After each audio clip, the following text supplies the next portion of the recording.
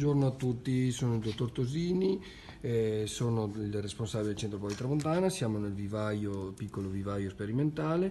Oggi stiamo facendo l'innesto orticolo erbaceo, ovviamente, del peperone. L'operatrice sta prendendo in mano il nesto, che è una varietà di peperone mezzo lungo rosso, e lo sta innestando su un piede che è sempre un peperone, è sempre una varietà, ma in questo caso non è stata selezionata per il frutto, ma è stata selezionata per la particolare rusticità e resistenza sulle principali fitopatologie del peperone, in particolare Phytophthora capsici, che è una fitopatologia molto problematica da curare in questo caso nella coltura del peperone, e si ovvia in questo caso, qualora ci dovessero essere questi tipi di problemi, utilizzare il portinnesto. L'operatrice sta facendo un taglio, sta inserendo in questo caso il nesto sul portinnesto. La pratica inizia prendendo il portinnesto, mettendolo su un contenitore alveolare pulito, come in questo caso, prende la lametta,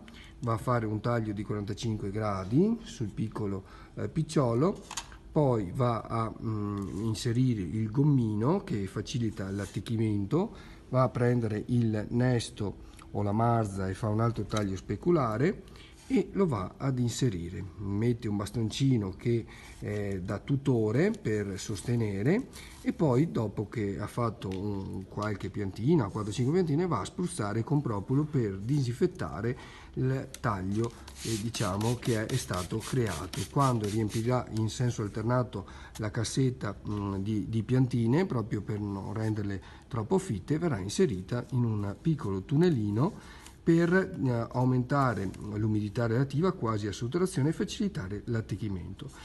Seguiteci sempre e mettetevi in agenda il 7-8 giugno, l'anniversario del Centro Sperimentale Poli Tramontana, 30 anni dalla nascita. Grazie ancora e arrivederci.